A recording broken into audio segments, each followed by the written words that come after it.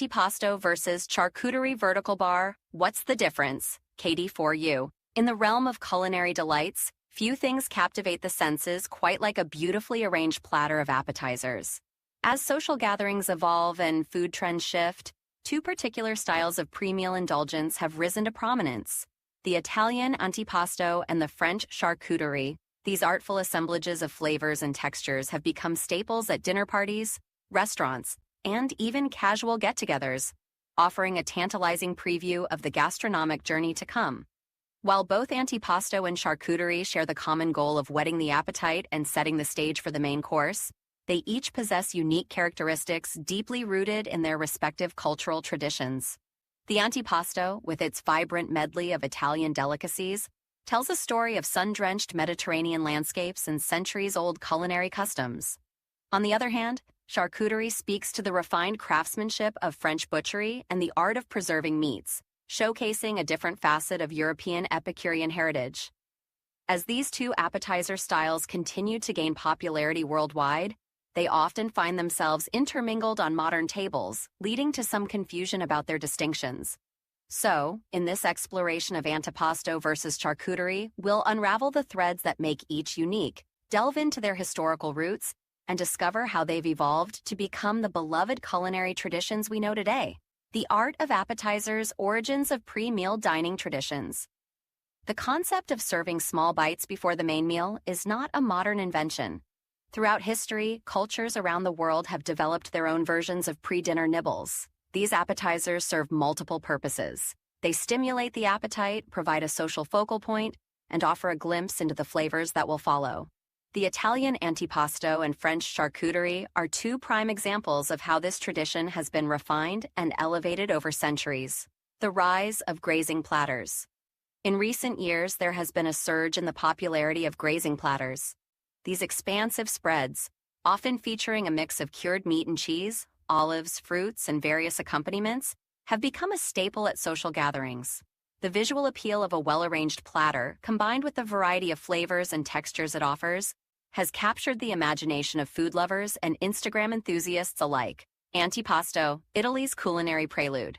Cultural significance and origins.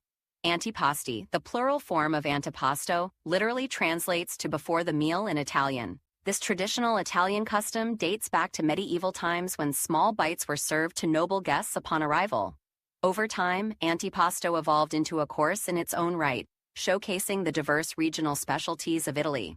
Components of a classic antipasto.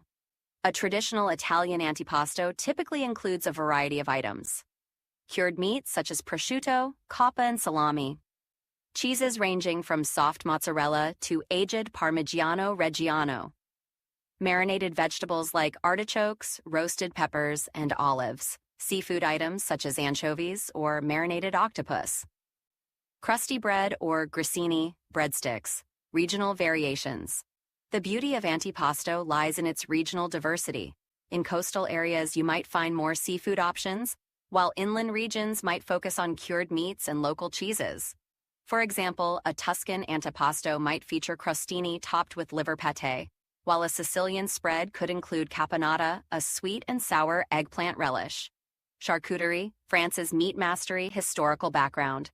The term charcuterie originally referred to the culinary branch of preparing meat products, particularly pork.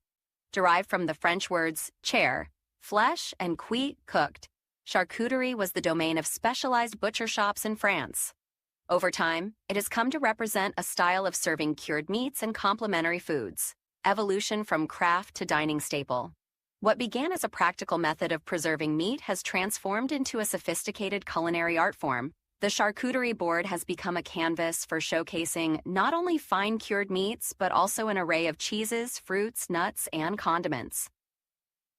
Key elements of a classic charcuterie board. A well-composed charcuterie board usually served at gatherings or as an appetizer course might include a selection of cured meats, pâtés, terrines, rillettes, ham, sausages. Various cheeses, both soft and hard. Accompaniments like mustard, cornichons, small pickles, and fruit preserves, nuts and dried fruits, baguette slices or crackers. Ingredients. A comparative analysis. Meats, cured, smoked, and fresh options. While both antipasto and charcuterie feature cured meats, the selections can differ. Antipasto often includes prosciutto di Parma, bresaola, air-dried beef, various salami types. Charcuterie might feature pâté de campagne, jambon de Bayonne, saucisson sec cheeses, variety and selection. Cheese plays a crucial role in both traditions. Antipasto cheeses might include mozzarella di bufala, pecorino romano. Gorgonzola charcuterie boards often feature brie or camembert, comté. Roquefort, accompaniments, breads, fruits, and vegetables. The supporting cast of ingredients can greatly vary. Antipasto accompaniments, focaccia or ciabatta, marinated artichokes and mushrooms. Sun-dried tomatoes, charcuterie accompaniments, baguette slices, fresh grapes or figs, cornichons and olives. Presentation styles, visual feast. Antipasto, from simple plates to elaborate spreads. Traditionally, antipasto was served on individual plates or small platters. Modern presentations can range from rustic wooden boards to elegant ceramic dishes. The key is to create a colorful, inviting display that showcases the variety of ingredients. Charcuterie, the art of the board. Charcuterie boards have become a form of edible art. The arrangement of meats, cheeses, and accompaniments is often carefully considered to create an aesthetically pleasing display. Wooden boards, slate plates, or marble slabs are popular choices for presenting charcuterie. Influence of social media on presentation. The rise of social media platforms like Instagram has had a significant impact on how both antipasto and charcuterie are presented. Hosts and restaurants alike now strive to create photogenic spreads that are as visually appealing as they are delicious. Flavor profiles and pairings. Antipasto, balancing act of Italian tastes. Antipasto flavors tend to be bold and varied, with a focus on the interplay between salty, tangy, and savory notes. The goal is to awaken the palate without overwhelming it, preparing diners for the meal to come. Charcuterie, French flavor combinations. Charcuterie often emphasizes rich, complex flavors. The combination of fatty meats, creamy cheeses, and sharp accompaniments creates a harmonious balance that can be enjoyed on its own or as a prelude to a larger meal. Wine and beverage pairings. For antipasto, light Italian wines like Prosecco or Pinot Grigio are popular choices. Charcuterie pairs well with bold reds like Bordeaux or crisp whites such as Chablis. Both can also be enjoyed with craft beers or cocktails, depending on personal preference. Cultural context and dining etiquette. Antipasto's role in Italian meals. In Italy, antipasto is typically the first course of a formal meal, followed by primi, pasta or rice dishes, secondi, main courses, and dolci, desserts. It's meant to be savored slowly, encouraging conversation and setting a leisurely pace for the meal.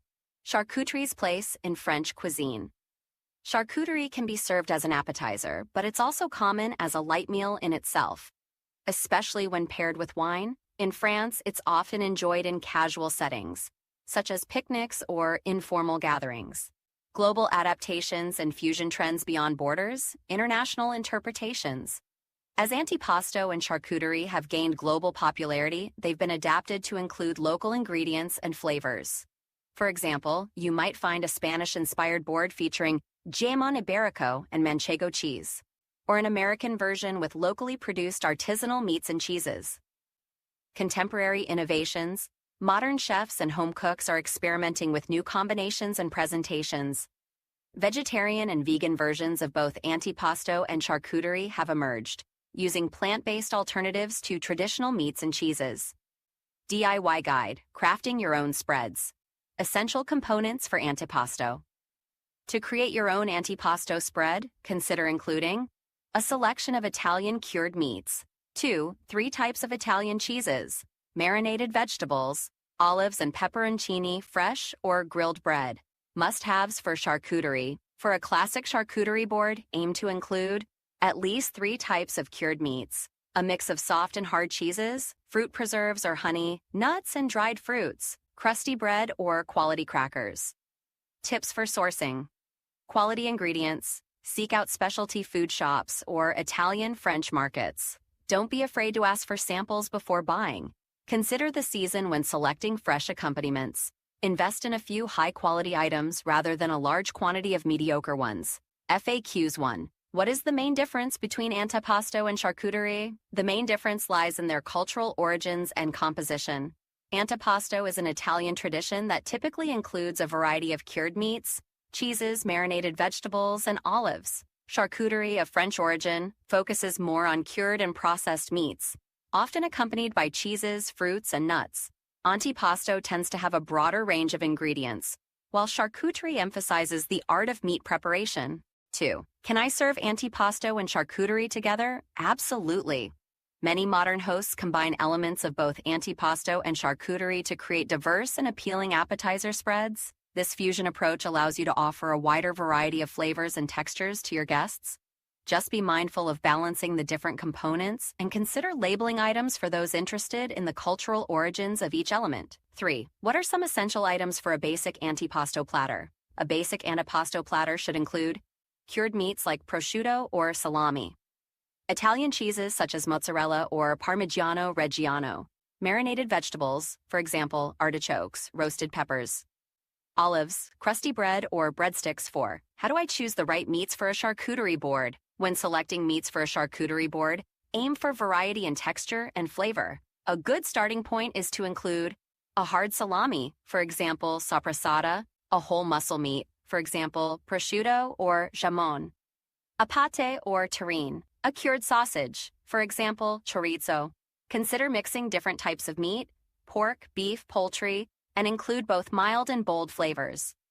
5. Are there vegetarian options for antipasto and charcuterie? Yes, there are many delicious vegetarian alternatives for both antipasto and charcuterie. For antipasto, focus on marinated vegetables, olives, vegetarian cheeses, and bruschetta.